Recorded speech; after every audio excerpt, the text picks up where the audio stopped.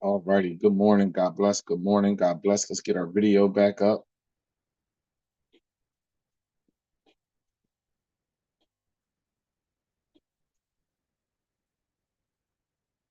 Good morning. God bless.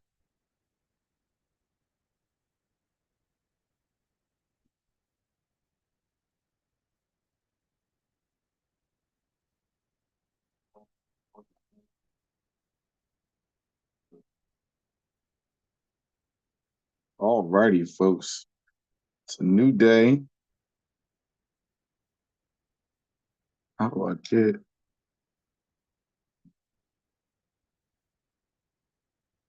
There we go. Okay. Okay. We are back. All right, y'all. Good morning. Good morning. Good morning. My apologies on the delay on the setup this morning. May 13th, Tuesday, May 13th. We are aiming to do what? Win the morning, win the day, win the morning, win the day, win the morning, win the day, right? That is the mantra, that is the goal, that is the plan, that is the strategy for success. I promise you all, the early bird gets the worm. They don't say it for no reason.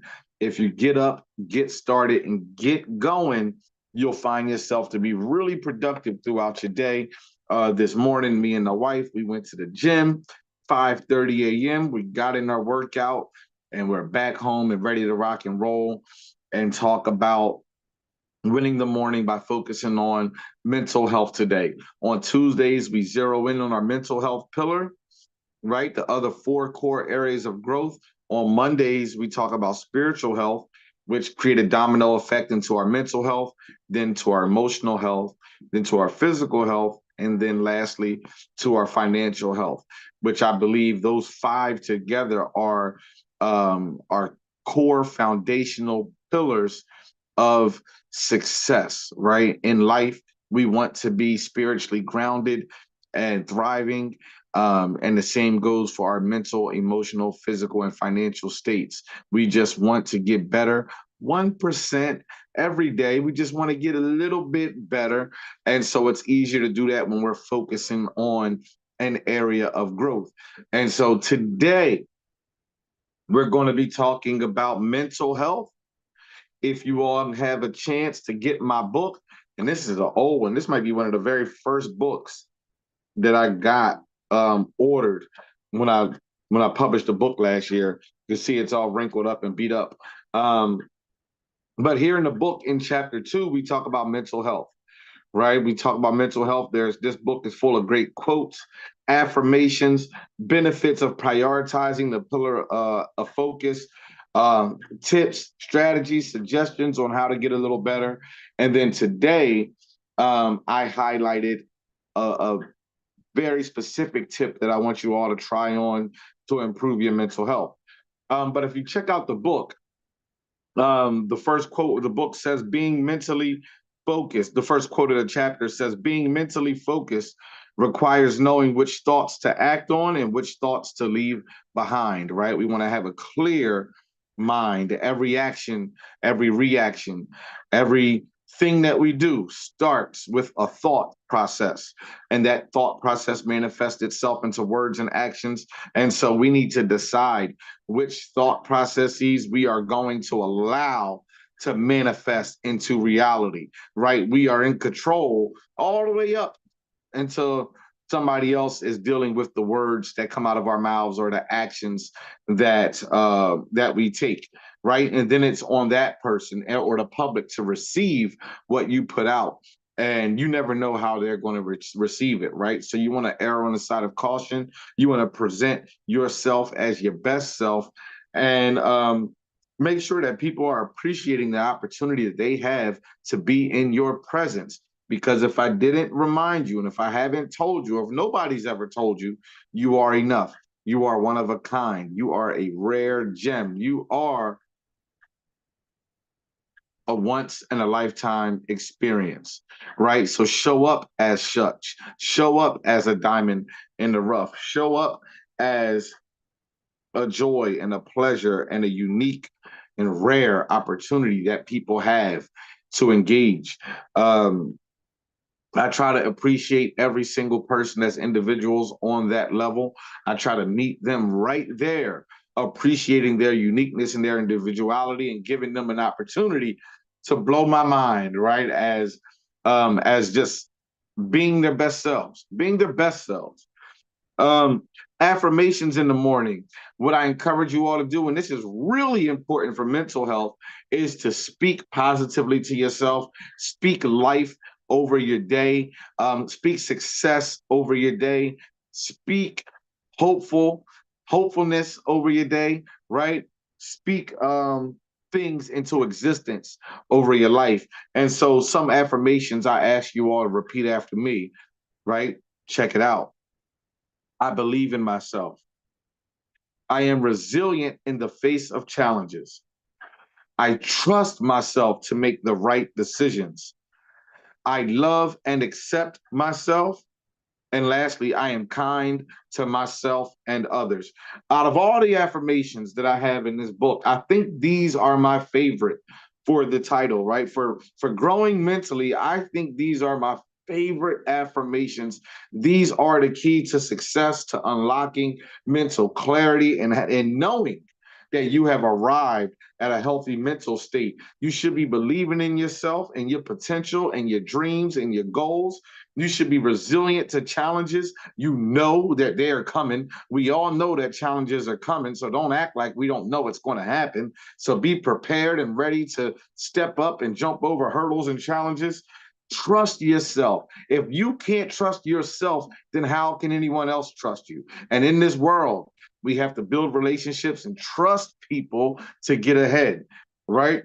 I love and accept myself. You will find that if this is true and you truly, truly love and accept yourself, you will start to treat yourself with the utmost respect and carry yourself with the utmost dignity and integrity. And you will value yourself so much that people will know how to treat you, right? And last but not least, I am kind to myself and others. I am kind to myself and others. If this is not something that you make a regular practice in your life, please start today. Please start today. Please start speaking kindly to yourself. Please start putting yourself first. Please start checking out and looking out for your health, right? Put yourself first. Be kind to yourself and be kind to others. Lead with kindness. This doesn't mean to allow people to walk all over you. This doesn't mean that you are a softie. This doesn't mean that you are a pushover. This means that you are giving people the opportunity to receive your kindness because they don't want to know. They may not want to know what your anger looks like, right? They may not want to know what your vengeance and your wrath and your revenge and your payback looks like. You are giving people an opportunity to keep that side of yourself locked away, right? I think that we all have the capability to express harsh and sometimes negative, sometimes defensive, sometimes protective emotions and actions. And ideally, we'd all not like to go there, right? We all like to not have to ever go there mentally, emotionally, or physically. And so by presenting first, by leading first with kindness and love as we go out into the world and society, maybe maybe we are the change makers, right? Maybe we are setting the tone and we're able to go out and enjoy our day and enjoy interactions with folks from many different walks of life. Um, Let me see here. So when you prioritize your mental health, you all will begin to grow, which is what I want. You all will begin to grow and you all will begin to have an improved self-esteem.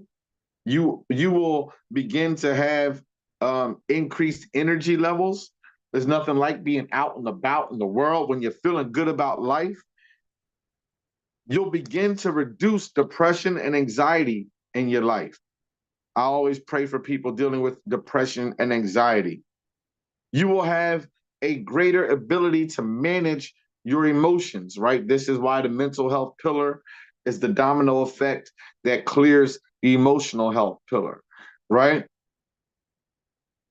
You will have both improved mental clarity and healthier relationships. Please prioritize your mental health.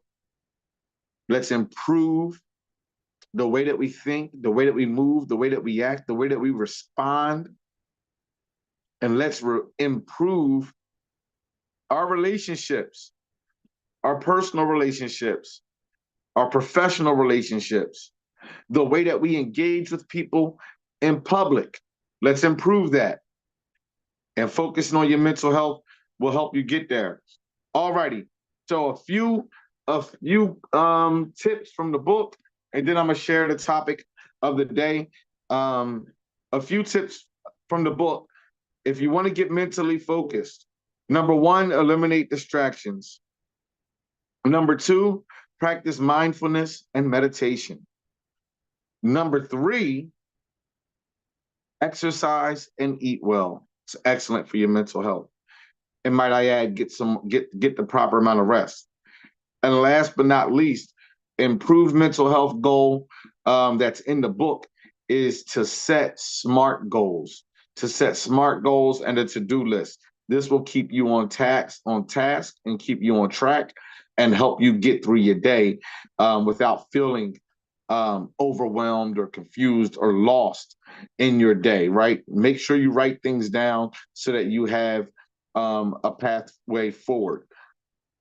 Now, um, one of the things that I wanted to talk to you all today about really quickly is forgiving yourself. Forgiving yourself. I don't know what happened yesterday. I don't know what happened last year. I don't know what happened in the eighth grade, high school, or middle school. I don't know. I wasn't there. Only you know, right? But only you can forgive yourself for past mistakes. Only you can forgive yourself for shortcomings. Only you can forgive yourself for some failures that you may have experienced, right? It's time to forgive yourself so that you can learn from your mistake. You can learn from your setback and become a bigger, better, more improved version of yourself. I think this is one of the things that is significantly holding people back, right? They have not yet forgive themselves for something that they may have done or something that may have went wrong in their lives, and therefore maybe they don't see themselves as deserving of more and deserving of better and deserving of a second or third or fourth opportunity. I don't know, right? But what I do know is that today is a new day. Tomorrow is a new day.